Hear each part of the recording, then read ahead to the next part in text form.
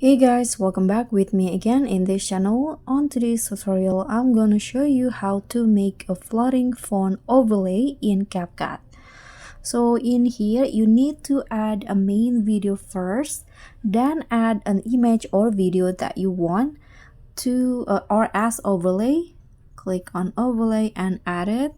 So I'm going to just add a photo. Okay, this one, click on add. Now on the photo, click on animation, combo, find the smartphone option.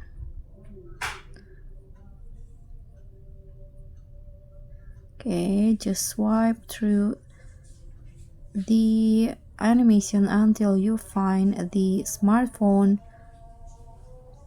Okay, this one and this one, there are two options that you can use, so I'm going to use this one, smartphone 3. Click on the check icon and then you can place it in anywhere you want on the main video, for example like that.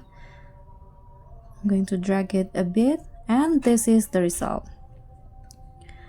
So that's all from me. Thank you guys so much for watching. Don't forget to like, comment and subscribe, and also click on thanks. Bye.